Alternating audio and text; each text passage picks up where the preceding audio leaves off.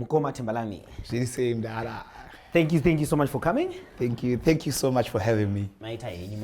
Yes. So basically the show is Dine with Tsotsi. Okay. Where we celebrate everything Zimbabwean, from showbiz, politics, business, lifestyle. Okay. So on today's show, you are our guest. Okay. So we're going to have a meal. Okay. Alan, as we have a meal, we just want you to really tell us what you've been doing. Thank you. Is it refreshing or it's freezing today?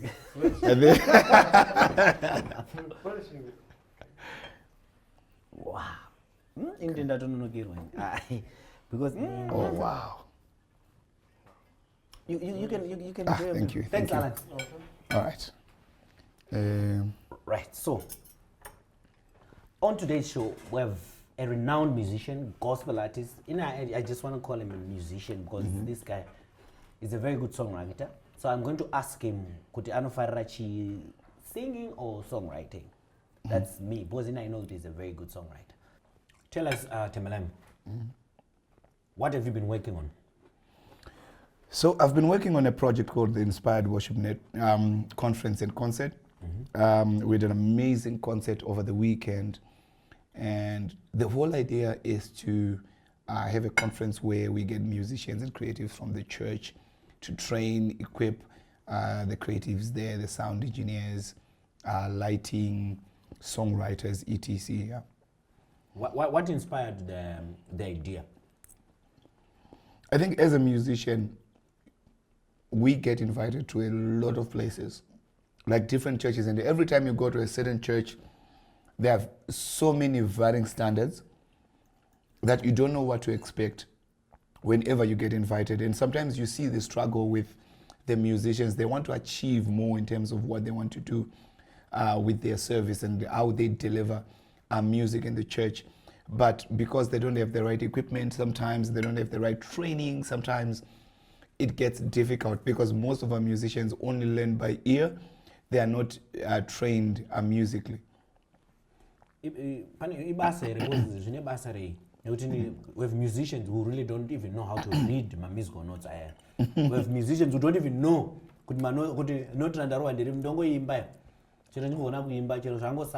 Yeah.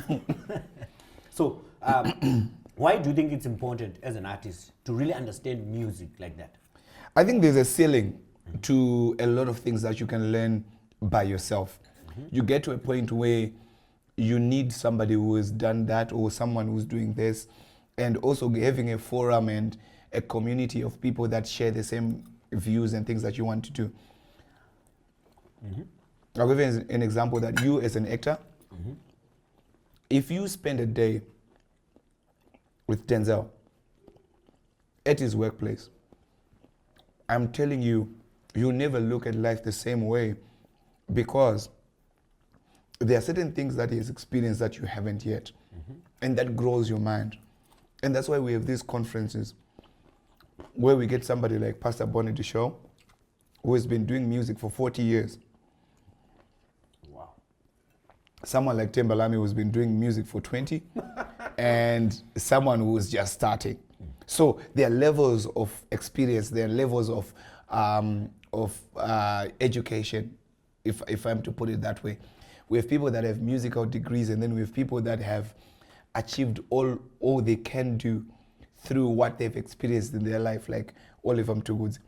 So when you get those people together, there'll always be a sharing of ideas, or what we call in church, iron sharpens iron, where you get to sharpen each other.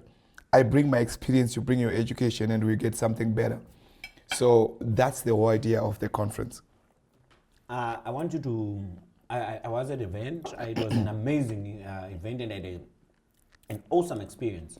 I want you to, according to what you dreamt, you know, the idea and then to execute it. After executing the idea, now that Taguta the post-mortem, looking at the event, what would you have done better, or what can you say, that was a success, that was a success, I wish I had done A, B, C, D better? I think the event surpassed my expectations to begin with, because I knew it was a new concept, a new idea, and I faced a bit of resistance from, you know how creatives are. If I'm to say I'm doing a film festival today and I'm asking all the filmmakers in this country, you'll find that most creatives don't want to be lectured. They don't want somebody to tell them if they're doing it right or not. Yes. So there's always that territorial kind of thing where musicians don't think they can learn something from another musician. So it's difficult to break those barriers. But I was really excited because some of the churches that I thought would be very resistant to this idea were some of the churches that actually brought their teams. And the feedback that we got, if you go even on my social media page to look at what the people that attended were saying, they're saying they want more, they are now waiting for next year, let's do it bigger, let's do it better.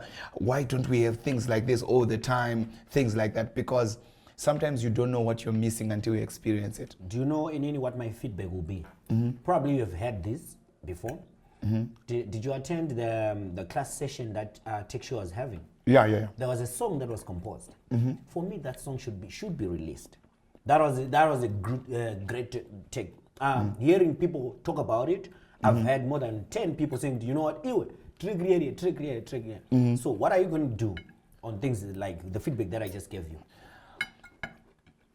I think it's such an awesome experience for someone who's learning to be a songwriter, to be sitting in the room where a renowned songwriter is in and is writing the song with you. And by the time you're done, you actually have a song, that people are asking for. Because I got calls to say, I heard this Mwariwe Mnana song. Where can I find it? Is it recorded yet? But it was written in that songwriting class. So what we had intended was to do 2 days. Because we wanted that songwriting class to be 4 hours, but we only did it in 45 minutes. Wow. So next year when we do it, we want to give it in ample time so that people actually learn and the students themselves actually come out with a song that they themselves have written. Okay. That's where we want to go. Just to cut you there, on the second segment, I want you to dwell more, and I believe you're a better songwriter than a musician. That's my argument. Stay tuned. We'll be right back on our second segment. Welcome to our second segment. The show is Dine with Tsotsi, where we celebrate everything Zimbabwean over a meal. On today's show, I have Tembalami, an amazing songwriter according to me. So before Tenda go break, in it I believe you're an amazing songwriter. And I believe you can tell this person can't sing. But you can lyrical content, you're like, my God.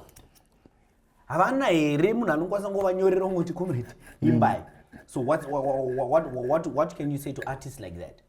I think having a songwriter is great, but also a songwriter that can sing is an advantage because they write better songs. I've written songs for different artists that have actually recorded, and I've also recorded songs written by other artists. So I think it can be an industry that can actually grow into that. The only problem right now is we need to grow the pie. And that's why we have so much bickering when it comes to our arts industry in Zimbabwe. Because our pie is so small that if you're trying to divide it, you won't make as much. But if you look at countries like the US where one record can make up to $2 million, you can actually say, I'm just a songwriter, and you make your 50,000 or something and go build houses and do what you do. Because the person who wrote songs for Celine Dion is a private jet and a house in Malibu and has never sung anything in her life. So we need to have an understanding of that. You've been in the industry for over 20 years, 2 decades. What challenges do you think you faced back then when you started and are still there? And you feel like there are now barriers, not only to you, but to everyone, probably to aspiring artists who are trying to venture into this industry? I think one of the biggest things that we need to, that we still struggle with is governmental support. Okay.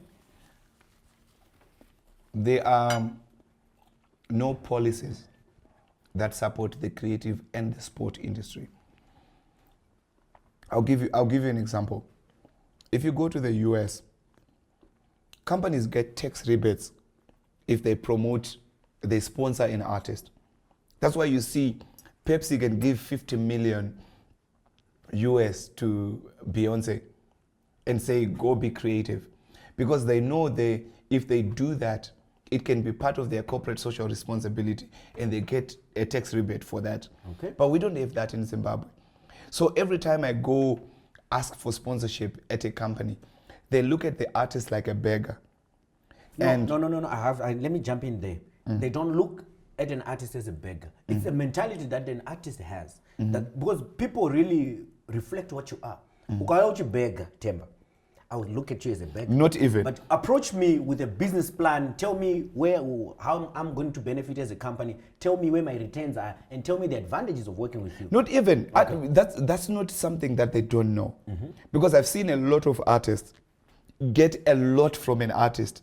A lot of companies get a lot from an artist in terms of visibility, but still want to pay him less. The day another artist comes who is not even Zimbabwean, who will not even give them as much mileage as the local artists, they are still willing to pay them 50, 60, $100,000. Where my point? Yes. Where my point is, the problem is not the corporate. Yes. The corporate knows the value that an artist carries. Number one. The problem comes when an artist does not know their value. So they take advantage of the fact that we don't know. Do you get it? So the problem is the corporate. Everyone knows the comrade were supposed to pay him $1 million. But your Temba, you come with a proposal in a 20,000. For them, they were like, thank you so much, Temba. We'll give you, instead of giving you the 20 that you asked for, 10. So what I think, this is me. It's a culture thing. This is my thinking. We need to educate artists for them to start knowing the value they carry. So that when they knock at a door, they're not begging. They are presenting a business opportunity. So it becomes a business transaction. But mentality at Tina as an artist, they know the value I carry. But I don't know the value that I possess. So I'm just going to continue a begging mentality. No. I think we just need to go into a season where musicians create their own companies that promote and pay for what they do. Okay. Because as a people, we don't have the culture of respecting artists and sports people. It's not that the corporates don't have the money. It's not that they don't see the value. They do. But they are resistant to the value that this artist gives. No. It's I've seen that every artist that does well, every corporate thinks they are doing well because there is a manager. So the artist is such a dumb guy that he can't come with creative ways and things that he can do. He actually needs someone who's got an accounting degree to come and tell him how to make money in his own industry. So even when an artist comes with a creative idea, because of the mentality, we've got blinkers when it comes to artists. That even when an artist comes and gives you something that can make you money, you still don't accept it because you don't think that they have the capacity to do it. All right. Because I've seen when people look at an artist like Freeman, for example, someone with an accounting degree thinks they are smarter and better than Freeman, but which is deceptive.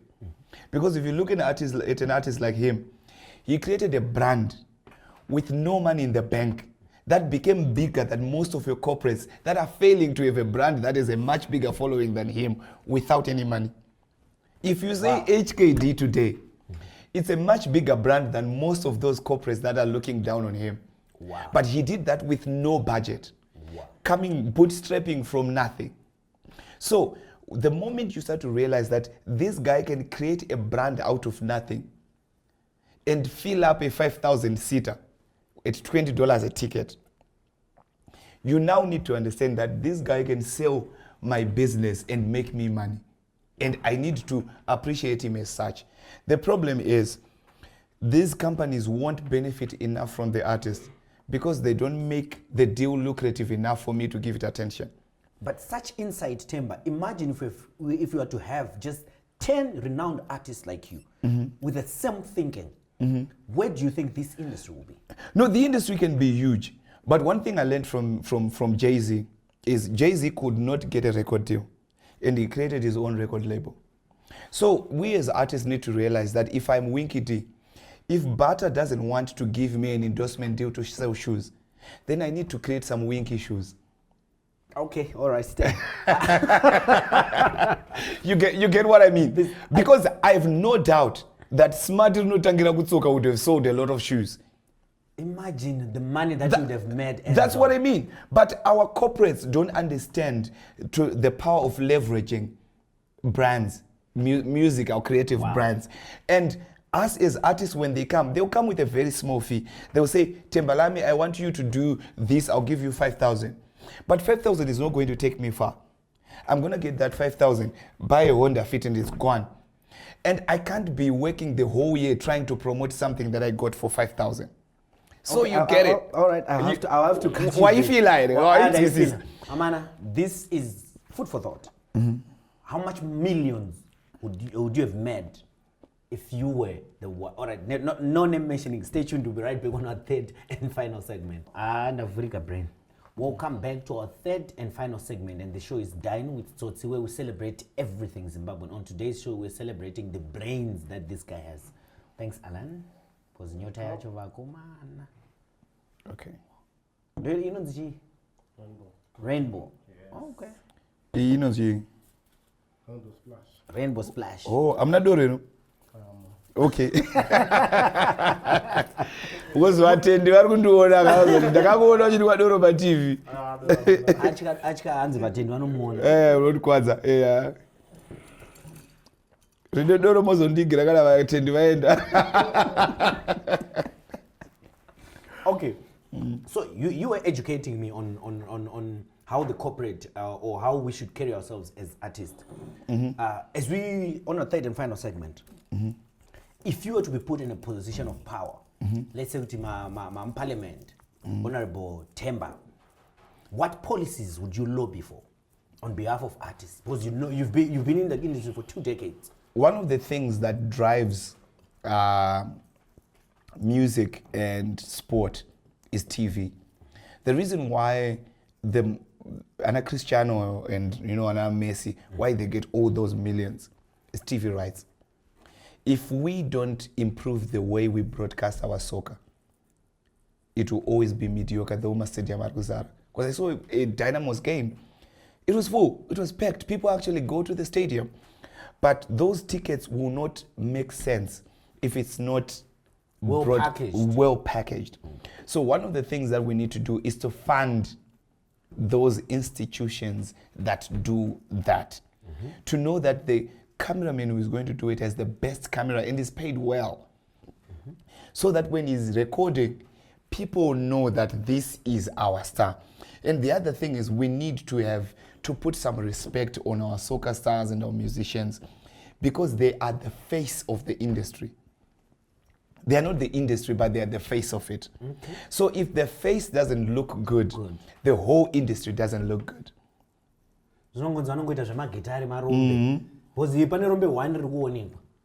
So it's a whole cascade effect. People cannot invest in an industry that doesn't look good. If you want to see how people behave, start doing well. Everyone wants to be part of something that does well. The reason why people watch a lot of soccer in South Africa is the soccer stars are soccer stars. They are stars for sure. And they have a lifestyle. One lifestyle that people want to follow. So when it comes to an entertainment industry, that's what people look at. So whatever we create is what it becomes. If you look at our local awards event, most of the time the VVIP is full of politicians in Mbinga. And the artist who's being celebrated and given an award, they are not the stars of the show. But if you look at something like the Met Gala, where the artists and the actors and the people come to the event, you don't see the executives at the red carpet looking important because executives are not supposed to be seen. Wow. They are supposed to be behind the scenes because they're executives. If my manager as an artist is now well known on radio, he is not doing his job well because managers are not supposed to be visible. Do you know who Beyonce's manager is? No. Taylor Swift? No. Kanye West? No. The reason is they are behind the scenes. That's their job. If they become superstars, you know what happens when a manager becomes superstar? They become Jose Mourinho. They also now have an ego and they start fighting with people. That's when you see manager or artist with a wondonima promoter and the ego. We are not going to do this because they didn't talk to me. Because they moved away from who the star of the show is supposed to be. Yeah. So executives are supposed to be executives. They are not supposed to be the stars of the show, which is the problem with our marketing Zim.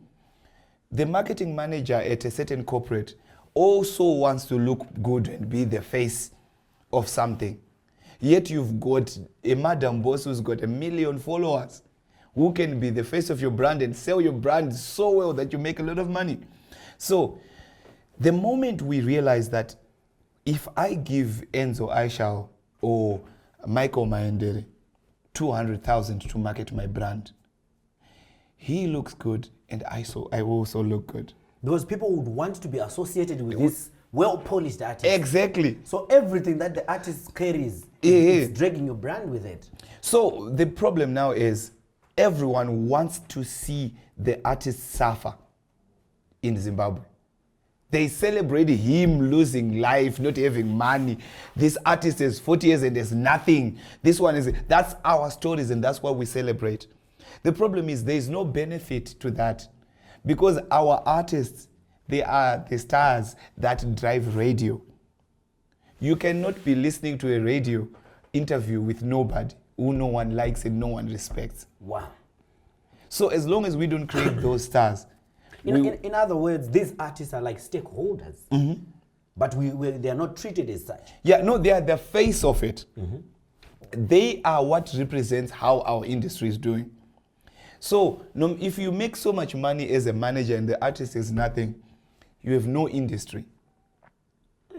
And this guy, why don't you have seminars like where we just come and sit and listen to you speak? I actually do have seminars. We just did one conference right now. I'm like, it should be a culture. Things that we know annually every year. People should look forward to having such events. Exactly. What I think is lacking, this is my thinking, we lack people when they intellectual as artists. Like you're saying, I mean, I believe the reason why the corporate treats us that way is how we carry ourselves. But if I have that kind of knowledge and I know what I'm worth and I know what I'm supposed to be doing, no one will come and pitch in a $1,000 idea and I buy. Do you get it? No, but if you come with your 1,000, I'll take it. I won't refuse the 1,000. I'll tell you why. If I'm doing an event that costs me 50,000 and all the corporates wants to pay 1,000, I'll take the 1,000. But I will not push them to the extent that I should because you have not given me enough to be able to push you. Exactly. So I'll still take your 1,000, but you're not going to benefit from it. If you really want to benefit from an artist, give them a budget that actually makes them want to work for you and be proud. Messi kana chitengesa Pepsi. He's proud that he can walk around wearing a Pepsi shirt and talk about Pepsi all the time. But if you give me 1,000, I'm going to pay rent today and you'll pay a payer. And then I have to look for another 150,000. So I can't continuously push your brand to my 200,000 or 500,000 followers because you've not given me enough to do that. You've just given me enough to talk about it today, and then the next day someone else comes with another 1,000 and then I talk about them, and then your competitor comes with another 1,000 and then I talk. So there's no loyalty. A lot of corporates ask for loyalty from artists, but I can't be loyal to $1,000. It's not enough. You become a hired gun. I'm a mercenary. All right, fine. You know that like especially when I got good all right, now Temba, let's just try and bring it home a little bit and Tombeta calm down because I can see you have a lot to say. You're a well-traveled artist. We want to sell Zimbabwe right now. You're a well-traveled artist. What makes you think of home when you're out there? What makes you say, you know what, I miss home? I think it's our people. I think that's the greatest asset that we have as a country. It's not diamonds, it's not Victoria Falls, it's our people. Zimbabweans have an amazing attitude. Wherever you go, when you find a Zimbabwean, you'll find them in the hall of influence because we are well cultured as a people. We are really struggling right now, but as a people, we are well cultured. Wherever we go, the one thing that you sell, if you go to America and you go into one company and there's a Zimbabwean there, he's well liked at that place because we are not very territorial. We are people that work together with other people. Okay. If you had to recommend anyone to visit Zimbabwe, where would you recommend them and why? Actually, there's a lot to sell, bro. Just one. Like you, if right now I'm to give you like a check, where would you want to go? We are like just like that. Where I would want to go, obviously, I would want to go to Vic Falls, maybe go to Nyanga. But I would also, if I'm to bring a visitor, I would also want to take them to Mbare. Okay. Yeah, I also want to take them to maybe Borodo, so that I also erase that kind of image that people have that we are suffering and we have no internet and there are no good houses. I also want them to experience that. I'll take them to our local restaurants where we serve food. I'll take them to Kombahari here